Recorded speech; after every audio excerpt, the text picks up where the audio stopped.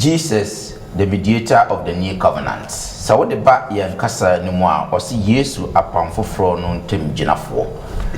Abusiafo na wotwe asan akọ abeto yembio yewo adom nti yenyina yeda so etim komo minim se onemo nso adiniye onyankopon so enkusuara enhira mu se de biara yene mo yesa adisua yi kwata yi mu nyinara yene esua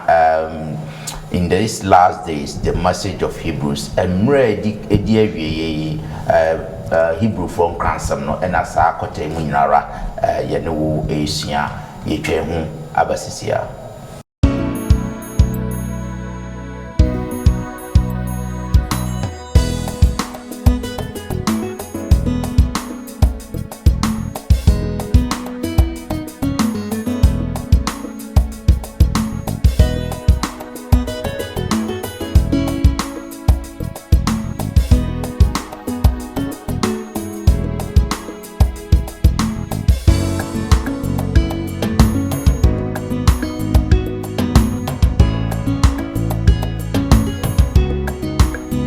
Jetna ehuhia apam foforo bi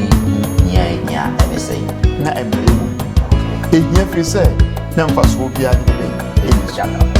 na won di mrasem no nti no emma nipa mra oye na daadi wo na ye ka giremu a ehu pa se ye ka se kodi giremu a ye kra ye ndipe ka se be die gyama na wudwane yebema munyina akwaba na afi yede asida peace nso ade amatwedi ampon onyankopon se ayenepe na wamana wotwe asan akọ apro asan abeto yembion se ne midi kan eka ye no kwate mu nyinara in this last days the message of Hebrews emre dia wiye Hebrew from Cransam no na ye ne mo eche ye adusua no mako enson na wotwe mu no ye wo adusua etoso etoso motwe so wo hwe yen adusua na atifi asem na ose Yesu apam foforo no entem ginafo se ne de biara ye no sa adusua yi 3ABN Ghana na omobo ye ho omobo boaye de sa adusua yi ekowiase afana nyina ade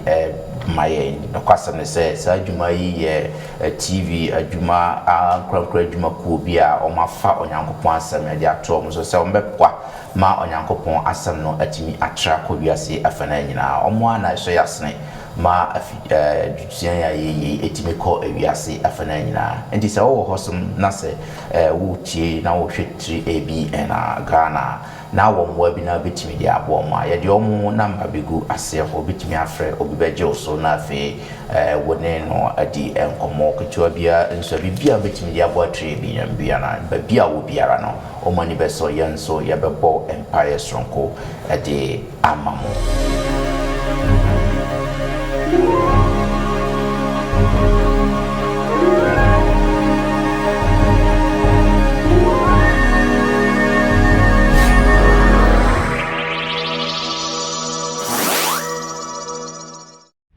You can contact us on 3ABN Ghana on WhatsApp number 0577 654896 or call us on 057 654896 or email us on info@3abnghana.org. 3ABN Ghana is a non-profit making channel. We appreciate your support to keep us functional. Please, you can send your support through a mobile money number 0577 654896 or EcoBank account 3 Angels Broadcasting Network Ghana 016008453096101 University of Ghana Main Branch. Visit our website at www.3abnghana.org. 3ABN Ghana. Experience the excitement. maboafo no aye krado na sana ye behwe yen addition the whole of the quarter ye hwe Hebrew for nkransem otrofo kotrokoma Hebrew for no afutusem ahodo a otro edekoma Hebrew for no yehu se sa letter na ye tro edekoma Hebrew for no na enye Hebrew for no nko na ye nso ekoma ye emu nsem pote ne se na opese otu Hebrew for no fo se dokwasem se Yesu Kristo no omode omho aton so no ono ani yenkunimdifo ono ani yentamginafo afenso ono na oye yenjefo ono ani yenua nokwafo dokwasem ne sese adusua no na afutu no ekoma yenyina afi se hu se Yesu Kristo no na ye the promised son boshe bana na nyankopon ahye Adam ni Eve no obehye Abraham no obehye David na ye Yesu Kristo na oba beji ewiase enyina enkwa otrofo no ko ara etuo mfo se Yesu Kristo nkoa na ebetimi ama yen ahome egie sansese ekone ebrebrebrebra ahomgie no ebisi Yesu Kristo so na fie to asese o ma ya ahomgie dia na de onoa ne yensofu pini nokwafo na sofofo bia na enokwafo ehun se Yesu Kristo ye sofo pini nokwafo sanse obefa yen akwate bia de to no so nipa te bia de to no so enti emane timi gina yentem edi na for to asotu omofo eka se Yesu Kristo ene the anchor of our soul and I say ye search no Yesu Kristo sanse na Hebrew for no omo gidie na akofom ato ape wo pese omo wife Yesu Kristo nti ode kokombo sem komo se omo why omo hu free gidie no ho a eye search na dangerous ma omo pa nti ma omo yesa ne sa na wo nso abefa nyankopon no ebia ogidie ya ato ape Yesu Kristo ye search so wife sa search no ho a wanhwe ya na niwo andi ye na otwi mu no ye pese afide ye hwe Jesus the mediator of the new covenant and American and they are domonti me wo pastor Fergus Owusu Eboaten eka me ho hase yehu pastor Chakakra so pastor Jumadine dinasi kakra and they are dom pastor asan abekan se ne enim no pastor ne da mara no and I feel so on that side teaching any order conference on the side that's about school ano and the pastor any year hase the pastor Fergus yemo akwa yeah thank you and then so what you are Japanese na wabasi yenye side that's nyame shop me botra na me ba menima sister ama nya konso na ete yentemu mfimfin no sister ma yemo akwa sister ma so edini tidu mu kakra yawo adum nti ne de omunyina yomuti na tese ne de be de wa haze sister ma yemo akwa that's say and then so waba na ni otiminsa nifa pe so ye elder Jafet obisi amankwa elder dem se de bia ye na yes addition elder yemo akwa the landing Ghana as the first elder great entino minim yese wonso wa ye krado katwani na fe mema sister ma emompa ye ma na fe ni nhwe ye addition no nyansa ne nimdie wonya efriwo enunti anope umayeda wase akwanya fofora wasade akyeye wode yaba wanim se yemra na fensam ebeboae ne betimenya ne daso mu no umfa emaya anope ya yaba yen etise su nyina de ho hye wonsa yeso se fayemu ne kasa kire woma etiefo betie nyina de nyina hye wonsa yeso se ma wasem no nko na fe enkoye adwuma se ne ese na mani pa nyina hu se wo ye nyame prekope ne betimi de ho atoso yeda wase pa so ye nyame na bekoso aye nyame e wo Yesu di munti amen great yo ye besan ama mo akwaba bion yafto nsafri Yesu Kristo mo abetran ye mu ide na ebetimi ahwe ye disian so hwe adisian nani mu samna na hwe atifia samna Yesu apamfoforo no ntimginafo kire yen se Yesu enam se obebo abrabo kronkron na osabe gina ye na mu ewuma ye no nti emane beye ntemginafo apamfoforo we ye ni Nyankopon ntam ampapapa edemaye sansem wi na sa wo hwe Hebrew chapter 10:5 to 10 o church ye mu nti sa na wo twi mu ye ba be hwe sene Yesu Kristo etimi ye apam foforo ntam gyinafo ema meniomienu yenhwe sene Paul chokoma Hebrew no sene osikyekye mu eno na maboafo yi ba beboa na otwe mu ya hwe ne hu adusan betimi asua ade afri mu yenhwe yenka abosam no ewo Hebrew nwoma no ekyire nwotwe yimu ensia say sister ma why crowd betimi akan amaye Hebrews chapter 8 verses 19 nyamiasem o say na afei nensa aka asofudwuma a echenso se woye apam a echenso a ogina boshe a echenso no ehye ho emra no ntem ginafo amen great say ye komu no nka bosam ne bebam na afei ya doso no mama ncha asem free pastor so ye hwe apam foforo asem ewo hase pastor gentina ehu hia apam foforo bi hu hia ene sei this mark me da se pa me da se ye ewa asem bi sa wa bi sei sa asem bi sei ni nya no pa no se kenkan Hebrewfo eti ye nson chichemu ye du baako ekwa kosi ne dunkunu a eyi sa asem ya no ye pa ne akenkan asem mienu bi a esa ka ho na nya de a me be kenkan ni nyina free du baako sa kosi ne dunkunu na mayi enyito asem bi ewo sa enyito asem amakan mu ne ye gina so e de eyi sa asem yi a wa bi sei ya no na edi kan ye behwe Hebrewfo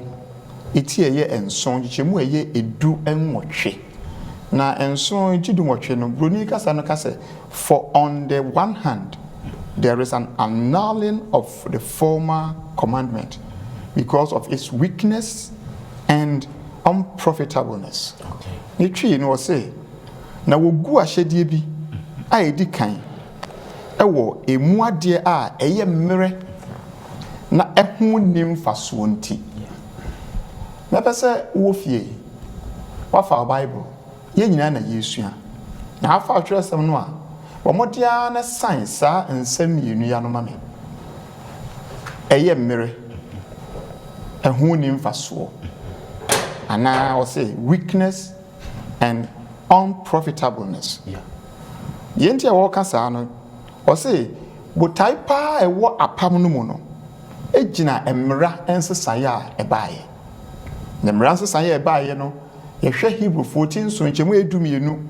edunkuno ene aduenu mienu a edu mienu no asem wo kani na se osachira asofodie no a etwase osachira emra no nso enti na wo twe agency se akodu gina pen bi ama asofodie no nsesaye ene nsakraye abam na se nsesaye ne nsakraye abam dia ene na emra no nso nsesaye ene nsakraye enso babam adin trefi se asofodie no na eye lie bi ene na omudi sa asofodo na se woni lewi abusua no mu a wonti bi ni sa asofodie no ba ekodru bra afedi nsesaye ne nsakraye ba yo sofopani bi ba ye no na ese sa amra no owo sa na ede esesa yesa hwe nchichemu a eye edunkuno no a eye Hebrew 14 so chichemu eye edunkuno me gise wo fie wafa Bible nti yensan kan ye no o se free say emra no amma bribi biara enimu nanso wo de ni da so a eye kyene so a ye nam so ben onyankopon ebemu edisi anamu nti hanso wo twi adwensam ye hunu say emra no ensesaye de ben ewom na onyankopon mra no amma bribiara enimu enye perfect what kind of say for the law made nothing perfect. On the other hand, there is the bringing in beautiful of a better hope through which we draw near to God. And no near nam so a yetwi ben onyankopon nchichebo ya dwenu mienu yegusu sua ya ade ya yi asem na no. Why was a new covenant needed? Yi asem na no na ansa na mekenkan we no pesa wo dwene sa asem we so ho. So which commandment was abrogated by the new covenant? Emra ben ana say ashade ben en we ye free ho no nam new covenant so no where ye free ho emra benya dwene ho ti yanka dwene mi no was said the apama Yesu adi mu agina mu yi ye chenso eno no Yesu wadi mu agina mu na said o si ye chenso eno no enti question am ebusa ye yensan hwe was the sacrificial law was weak because sign asembia no weak and unprofitableness. Was it the sacrificial law was weak? Was it sa for a born one na yede mwa de kaka ho ebono was it na emre and if you was it emre didn't you hear say it was weak because the mediators were weak. Okay. Was it emre fi say one na wo di hu dwuma no o mo emre bone wo mu o mo ye bone o mo kasa bone o mo nante bone o mo hye bone niema eniti na ye weak. And what Sankabio said, it was unprofitable because it could not make the worshippers perfect. Okay. And then so in Hebrews 10:1-4. What say? Na emfaso ni so if you say one na wo mo som ye ho adwuma na say omo som ma wo mo no na omo nye perfect. Yes. They were not perfect. And coming to the question if you know, what say the new covenant is based on a new sacrifice. That's right. And the apostle John said, "Apam foforo no ejina aforebo a eye new priesthood aforebo foforo a eye asofudie aforebo no." Ehun Hebrew 40:20 was a perfect sacrifice and an eternal priesthood. Exactly as you see aforebo a eye wie peye pa and asofudwuma kese nso a ede dankwa which brings us eternal life. 80 Hebrew 14 song Chimwaduenu no say enti nso obetumi agye won a wonam ne so ebe Nyankopon nkyɛn no koraa adentira efiri sɛ ɔte ase da sɛ obedi ama wɔn. That's right. Why was a new covenant needed? It was needed ehia efiri sɛ na emre ewom. Okay. Ehia efiri sɛ na mfaso bia nye de bɛyi Eni dada no so. eni dada no so. That's right. Me dance. Great. Pastor me da se pa se wafa akwanya na wa kyerɛkyerɛ mu abiebie mu de amaya me ye ho hia se na ɛwɔ sɛ apam foforo ɛba ɛna apam foforo no nso ba nia ebeyi free ho. Me da se pa pastor ma ye ntwa so na memra the Japheth so the nature ye per se ye the nature of the new covenant apam foforo ni su etise. Yo Unia Bismarck Medas Esanda so for so ase ewo nchechemu a ode amaye titiru omaye hu se apam dada no na mreoye ewo na ansa na meyi sa asemia no in o se yekoye chikakra. That's right. Asemu ya ye kan apam hu a ye kan ewo Paul asema okan wo Hebrew for homa etiri enwotwe efi nchichimu ensoa ekosi edumienu no na titiru no mehwe edu no nchichimu edu kosi dumienu no brand tofemu o ka se na meni Israel efi ebeye apam foforo. That's right. Uhwemu a saa apam ya asemu ya Paul kan yi na okotu afi Jeremiah ofafi Jeremiah ho Jeremiah chapter 31 Bosha Nyankopon edema Israel for efasa apam ehu ba wohwe Yesu pa na hyase pa eye Deuteronomy chapter 30. Okay. Ehona Israel for Moses ni Israel for ekasa ebra na Moses enche no bewuo no na all-three Israel for adwen asisa apama nyame ne omaye efi Exodus 19 no so ebisi sa no hwe ekosi sa amre no nti mekan ewa hakakra ewo Deuteronomy chapter 30 verses 11 to 14. That's right. Ebian man kan nyame yi mu kakra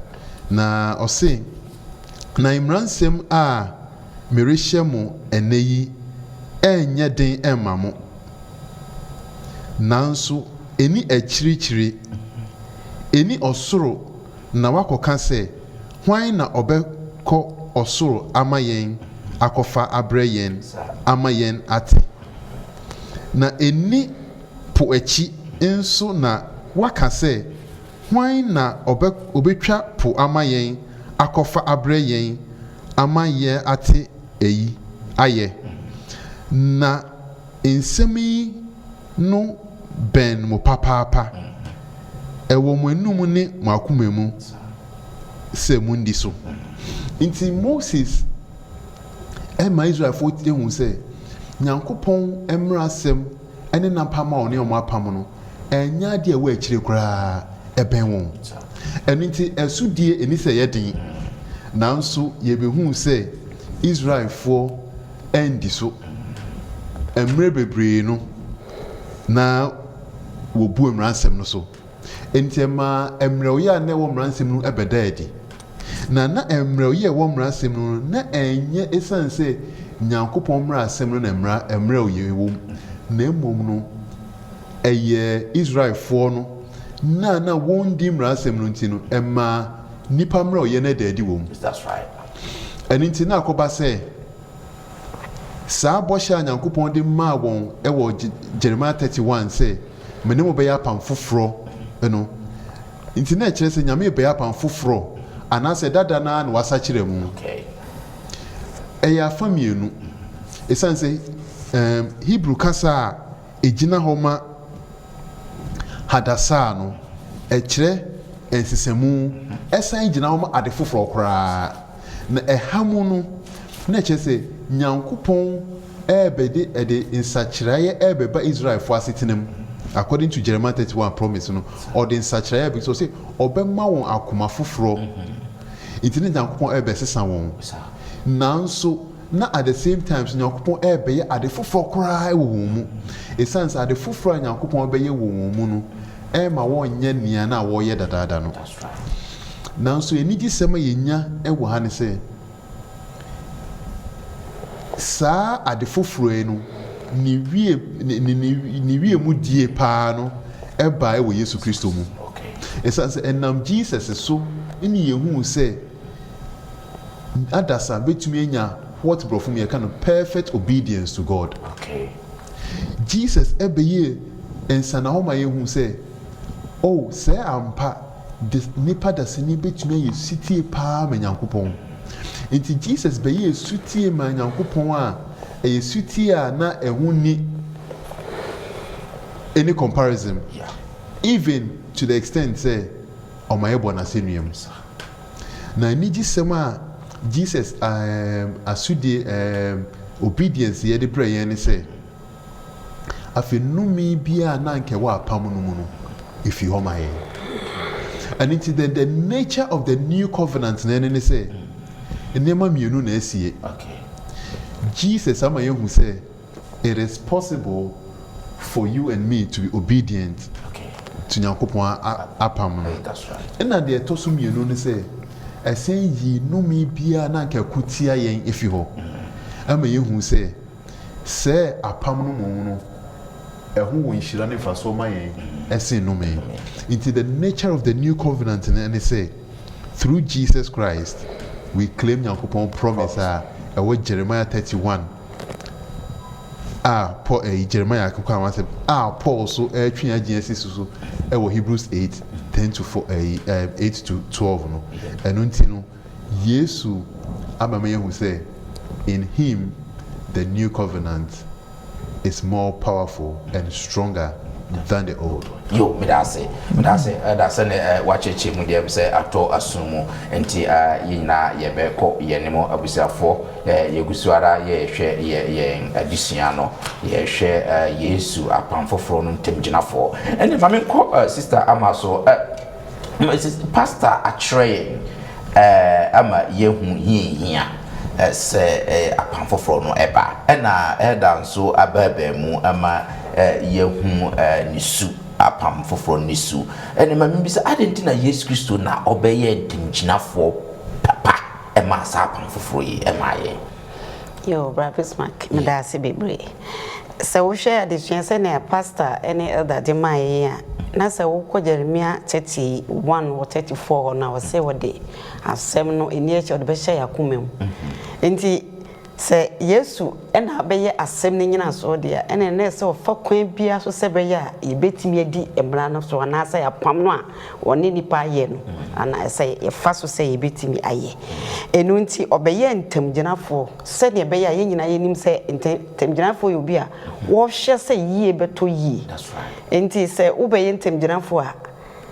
pese basa bia besi da bia wo pese bibia pepepe e wono kwan so enti omma yensem bi se ansa no bi beyin entemgyinafo na ene pe bia ese woyede wodane di wo se ebi ni se ese otimi gina nipa beenu ana se ba santem na wode asomwie yeden eba yese wo yi obi a se adwuma mienu ntem na wodi a ese wo se pepe ye beyeden ebeba enti na kese entemgyinafo yi obi a ni hu hia pa na ye wo papa nso ne ye de ye wo bone e wo ho sanse ye kra ye nim se wo pe lawyer wo se me pe lawyer we papa tatashe ono de ha o ye good enu nti o ka asem na be si se obi a odi enipa beenu ntem edwa ene wo danseni a owo aseni e wo emremu na de twa to no na ye nsem na ye nika o se obi a odi aginamu se ne be ya bohye no ana se ne be ya o maminkan wo se obi a wodi aginamu se ne be ya apam no e be ye adwuma na ye ka aginamu a ehu pa se ye ka se kodi aginamu a ye kra ye ni pe ka se be di aginamu na wudwane esan se wo kodi aginamu a ka ehu se asodi be bia wo na wo beteki na we de na aginamu die no ye serious san se na aginamu die no eye de wono ankasa ye den ede ne ho emaye na sa wo hwe asofodi adwuma na wo nyina na odi aginamu emfa se Moses ene Aaron nyina no ya asofo a na odi aginamu Nyankopon ne nipa ntem but esanse na wo ye nipenti na wo nwie peye esanse obetimi ayare obetimi awu bibia timi si enu nti na emane nwie peye te se Yesu Kristo die nti Yesu die obedi aginamu sanse wode wono ankasa ne ho na ye den emaye enu nti ye be kan bibi kakra ewo Hebrew chapter 8 no me kan 1 to 3 okay wase na ensem a mreke yimu etitiri enie asem a ye kan ne nei efa Yesu de ewum enie wase ye wosa osofo pani a wakotene tumi kese ahinwa no enifa eso ewo osoro se ye hwe a asofo anu m ye adwuma no na wo ye wasasi so na ntomadan ena na wo ye dey wo ye ewo mu se okronkron bia no ene no kore ntamadan a Awurade no ara na aye onipa wase Awurade no ara na enye onipa epamoye enum ewo onipa pam ye num sofo na kese opese o kire se santamadan no Onyankopon na nkasa na ye dey epam ye nyame nsa no ne pam ye nti de ote no ye nyame ankasa nsa no adwuma but asasi so sofo de ewom se nyame na kire won de but enipa na ye dey ema won pam ye nti wo de toto ho ana wotimi wo se Yesu Kristo no ne de na sofo dwuma no na eye perfect esan se enye nipa ena ye dey ena ye wose na osofo panim biara wo hye no se onfa ayaye de eni afode ema enti esese oyinso enya biribi a wode bema enyina yenim se afore no wo mu koba wo mu kummoa no wo mu de sa emmoa no moja no akobo afore na Yesu nso de wanfa mmoa no na ekobo ede afore wodi no no ankasa ni moja na yede ena ekobo afore enti emma Yesu ni dimadwuma na na se ni ntemgyinafo no ebe ye papa esanse na utimi no hoye den etoso eyi enenti de obeye no ebe kan ye ni Onyankopon tem ye den ebom wohwe Israel for de na osofo ne ya na etimi si ba we de wose oye daada sanse wose wote egya no ensani faso a odi ban wose odi aginamu sene apam no bohye no ebewie mu di na kire se de di kan no ne mudie no ama papa enti o ka sentem gina fo papa na kese enti ase ye den ewom se na Moses ne Aaron ye ntem gina fo de but na nwie mudie se Yesu ye den Yesu edie no na omayehu mame hu bibi wa de suama na menegye wo se Yesu Kristo no ye ntem gina fo kese si Moses Moses so intentional ono ko Israel for bibia ono ko nyame nchen ko geba nanso o se Yesu Kristo de na o sin no esan so de na o ye adwuma wontuma dai wasase so de nipa de nsa ye den ayewu ba Yesu Kristo de onyankopon na nkasa etie no eho na wodi no sofo dwuma no enu nti na obetimi de ho ato no so esan so wo ko ne nchen se omoa wa unim se obetimi abo san se the surety ni high. That's right. Because one of the me de me ho si ho de na kese me gidi pan say metimi ayeden metimi aboa na o kan say was say Moses enim da onyankopon enim onyam adi enyina enim say ansa na Moses woni Israel fon bekasa no okonya me enim enti Israel fon hu nyame anim e wo true Moses yeah. By Yesu de onu ankasa no eden wo ye nyame no enti onu ankasa na wo no a wo ono ede wo se wo hu mia wa hu dai wo hu agya no na wo maye hu se Moses so wo se oni onyankopon kasai anim ni anim na ke se ogi asem no fi onyankopon ho nanso wo se we de Yesu no na wo eden wo ya asem no enti wo hia obi a se wo ko ne nchen kwaji dai wo kwaji asem no enu enti sansem we nyina bo ma hu se e ya mpase oye ntemgyinafo a woye papa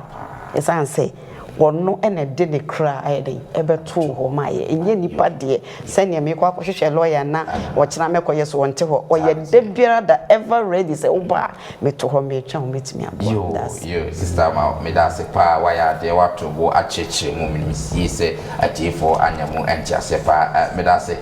yento aso na menko pastor yentwo sene ncheche mu esi ekwe die na wo fa free mu in terms of say ye hwe say apam foforo no boshe na ewo mu no eye papa that's pa ye tie die sister maka ye yi a kire me ye hunu say there's a better promises on say ye hwe ni yesu yi a better this better covenant esa wo better promises onyame boshe eye boshe a ewie mu die na eno ena yehwe yakenkan semu ya yetifia sempa no etwe yadwene asisuo na etwe agenso me yehunu se ye wo excellent ministry bia Yesu Kristo edima ye wo mediator a better covenant or say which was established on a better promises. That's right. Emphasis pa edemedie ye better promises bosha esombo na wie peye yeah onyame apam no a woni Israel pam ye no na gina ne boshe kese eso both human and divine woni onipa eni wonyame a woye kron nyame a woson a woye divine no saa apam no ejina wonyame eni onipa so na saa boshe no na ese bibi esili boshe na dia na esili boshe ma ne wie mu die ba eye imoja enti edu brebi so kenkan Exodus etie duonu nan chichemu ye nso kosi enwotwe no a onyame efre Mose no frɛ Nadab no frɛ Abihu ɛna ɔsan fa mpanimfo aduason ka na ho ɛna ɔsɛ momra na bepo yi so akyirikyiri momra na yɛn sɔre Awurade na ɔmo kwa na ɔsɛ hey Moses gyina hɔ wonko a bramanim Nadab ne Abihu ɛne mpanimfo no nyinaa obi a mfroma ba bia me hɔ Israel fo no nso obi a ma ba bia me hɔ na wodi abra okoni nyame kasa mo nyame e de asem bi hye na no obae no na obeka kire Israel fo na Israel fo e ka se Awurade ne waka nyina ye beyo ye betie which is a promise or more promising nyame say omo beyo osisa okay ene mumye maforiye o share foriye ene asundua foriye e benyame na omo bo aforiye no mwa no omo de bo aforiye no moja no ena odi bi gu ya wam no bi nso petin mfanse enua dum yenu a omo de sisi ho o de petepete underneath eno akire no ena fe se okenkan ne nchiche mu a eye enson no a o se no fa apam ngoma no na okenkan gu oman no asom ena wo se di Awurade aka ne nyina ye beyo na ye betie afi wakenkan ngoma na kire wo mo ye beyo ne atie na wo se afi wo se na Mose fa moja epiti oman no so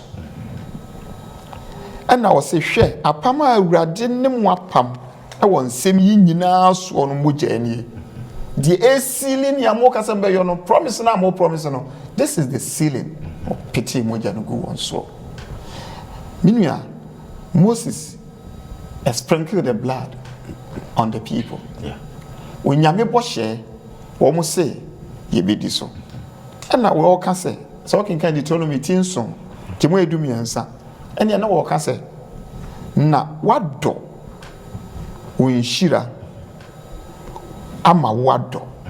Was it? She say, no, me, I read it. Remember, we shira, remember what do pa. Most of them be doing Boshe so. I'm also telling you. Me Boshe kesi bi abeka chon se mo bedo ye di kan wo ye funu mu aba wo benya mba mo bedo minu ya wo tie me pesa ma ati ase se adisua no koma wo se wo nyame Boshe tim ho na nsesa so ma wo ba wo ma wo ba de to so mi no wasase so aba wo bedo waburo ni wonsa wo bedo de to so mi nsa enan wo obedo ebio wana ntwie mma eno so bedoso wunwan mma ebedoso na we nyina wo kan say me hya wo pose me do kwasa ase bi so ndo si asase a me ka ho ntam e kire wajanom se wode be ma wo no so enti se mu di sa bo hye so na mo ka se mo be yode a me so me ka kire mo say me ma mo ado what a promise Okay. me ma mo ado na wudu asase no so a wo bedo in abundance. Yes. Now Israel, I can see you so. That's why this young say, they failed. Yeah. So, however, Jesus fulfilled his promises. Yes, you did, and the Bosch and Wedderby would do so. And then as I can hear 42, Chimu and so was and none of me can say, share. Mereba, what children may want some, I want Mamma Boy. Some rebel your dear, woo. We yanko pon wo pe. That's right. Ni awurade pe no Jesus say eno no obeye. Enti o shebwa kire ni yanko pon say I will also do what you expect me to do. Enti when we accept the blood, the blood of the new covenant now, apart from moja no we are fulfilling the promises. Okay. Not just a boshe no yenso ye diso. The promises through the one who fulfilled them in our place. Ejina ne wono edi so ejina ho e ma ye ntim girafo a ye nua Jeff ene ye maame eka ene Jesus Christ who fulfilled it for us. And you say sa openu mu ene onam Jesus Christ honam a wode be ma ye no so ate yen ho preko wate bi no mi no ho preko. And you say not here eternal covenant na both old and new no based on the obeying the law of God. Say you do Yankopon emra eso. In the next side dia Yankopon emra no I give him to those who obey. And say you be do Yankopon bo so dia. Say ye yesiti emmanuel the bo share na emra no. E betime de ben ediso. Yesu he obeyed the law. Yesu would do Yankopon emra so. So he received God's blessings and gives them to those who are in Christ. When you Yankopon enshira no de ma wono so omudi nachi omuso nya se enshira ni bi enti medi wie no Roman 4 eti wotwe tichi won ye ba ko se enne afei afobuo biara eni ho ma wona wo Kristo Yesu mu omo wonante hunam mu na mu wonante de ben honhom there is therefore no condemnation. That's right. Enti minua when yame bo shetim ho Sir. Sada. Yo, me da say pastor say wa bie musa amaye ne ye hwe ne di awie na fe ye fan sorry ye addition so me pese ye de enyitu osem mienu bi ebetoto ho na ya hwe am say da Jeff boss kakra ba ye san de betoto ho na fe ya hwe sa apam mienu anasa apam fofuri se ne Jeremiah ne Ezekiel kan ne ahwe ayonkofa ewo ni mienu entem Jeremiah kan bi Ezekiel so kan bi nhwe ayonkofa ewo sa apam fofuri entesi yenti kan hwe Jeremiah chapter 31 verse 33 sister ma say why e kradwa. Okay, 33 I say na yeni apam a ena edi akire meni Israel fie be pam eno Ewrade asemni. Amen. Me de memra ebehye won yam na matwere no won akoma mu na maye won Nyankopon na won so ayemi oman na obiara renkyere ne yonko na obiara nso renkyere ne nua bi se hunu Awurade na won nyina ebehunu me afiri won mu nkuma so akosi emu nkese so Awurade asemni na me de won amumuye befiri na won bone nso merenkai bi amen amen great and if I am found to Ezekiel chapter 36 verse 26 and 27 and here senior and also all cano e hono me yi obuakuma no afiri munam na mema mo honam akuma na me de me honhom behye na mema mamona nte ahyede so na mwahwe matemudie aye yes yeah nti saa Ezekiel die yi ene ne Jeremiah nso kan ne efese ye de tu ayonkofa ben na ne mienu ewo eda je na emfa nsori adisia no so yo minia Bismarck da se ayonkofa edemu no eye baako na ansa na ye be tiase no o si ehwe apam apam na wo no mrasem na wo no nia wo ne se yehu se Nyankopon ede ne nsa na twro mrasem du no e wo obo so na odi ma Moses na timupon na sentiase ne se ebe ya de wo afebo nanso yehu se bra Moses efi pepo no so ba no na Israel for ye bone e sumo honi bi inti ebo no ode bo honi no na ebo no nyina bugu ye nyame imrasem no enti ne eye ma yehu se oh ade kra ya tro no ebo so anke ni da so se anke ebo de ke ebetumi agina wa che no etumi bugu later in the years no yehu se Jeremiah so bra Joachim ofum na onam Barak so etro nsem koma won Bible say bra wo kan e kire no no emre bi no onu anhu se Nyankopon ebu onfo no oyi se kan ne odi twetwe mu no mo ye hye ti nyame asem ane atro no ehoma so kura no kura na fe tumi hye okay nti we twa mfoni mienu kire nse onyame asem a ya atro no ebo so ene bibi foforo so bia no etumi say fi ho na je so nyame ye something different it's not say Nyankopon expect an komo kan na komo fe mu asem but say nipa kura ade nipa tumi e de ye ne ope nti Nyankopon say okay now emra ewo akiri mene mo pam ekwan foforo so mene mo empam ewo mansema matro obo so na mene mo empam wo masema matro wo ahoma so mene mo be pam ewo kwan so a metro masema makoma mu nipa akoma mu no what does it mean nipa akoma Bible no cancer it means your mind yes now what it also means is say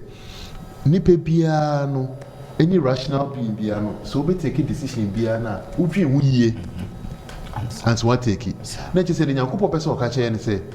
se onam ne ho nkonkon so twro na sem no e wo yakoma mu a na je say me ene wo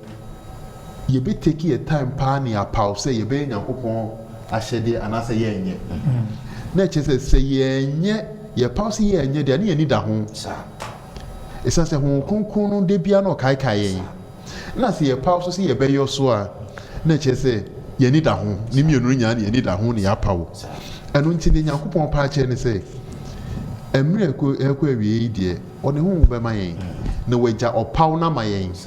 se ye be ma ye ho kwan e ma nyame honhom aye adwuma wo yen mu anase ye ma ho kwan ma Nyankopon ho konkon enya adwuma wo yen hu na the only way ye betumi apaw se ye be ma nyame honhom aye aboa ye ma yesu ti a ma nyame ne se ye be hu se ye wo dopa ma Nyankopon okay si ye wo do ma ye Nyankopon dia ye mpa se ye be fom no na emom ye be pause ye be na hyede na no ni nsenda ho kese a Yesu abeya ma yen se Yesu kire yen se odoneja anu nti no ye sitie ema no sanso na yen so no si ye paw si ye do ye Nyankopon dia endi ye anigye ne ahosepe ebeye den ebeye suti ama no eno nti na ma adesua no ma ye hu se apam foforo we die ede akoma sachiraye pa ede insisaye pa na ebre akoma esan se eyi efiti bia dada mu hunam akoma ye obo akoma mu no de aba insisaye foforo mu anya akopon ma ye den ohuma ohunam akoma se de Ezekiel eka no na no beboa ye ema ya nante na akopon akwan mu na ye hira ma ye anite me mpae bo pa ni se ya ye tie ni ya ye tie ya ye kan nyina no nyankopon ho kronkron be hye ye ma ni enya odo de di kan ma nyankopon ni ase enya anigi e wo mu si ye be nyankopon apede ni ye ne saa e di hira bebre then we become the followers of Jesus or the mediator was set example am I Madam say yemre na aso yedi addition ebetwe ahase abusia forms no yebeda mo asese mode mofidi edi ato ase a yedi addition sonko edi abramo addition yedi abrawo no eye addition etoso enwotwe osi Yesu apamfoforo no ntemginafo maboafo no mse o mato mobo acheche mu paayi yenso ye ho a na ofa otrosema akenkansem no yitosema hodo na wonso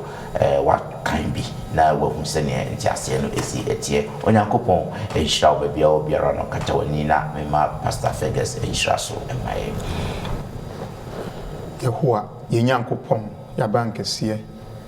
enne yede ehu nyina ne yatiefuo nyina ya hye wonsa ne yesuan boa yen na yentinkan hu se enye nipa bi na se yede ehu to no so enya bo ene nsuo ene nhoma enye osofo bi osofopani Jesus Christ yentim ginafo no onno ene se yede ehu to no so boa yen ne mfie hu nyina to so na opia abato se yefata urade nhira yen nyina wa utie ye ene yen a yedi adwuma yi o Yesu Kristo din mu nti amen amen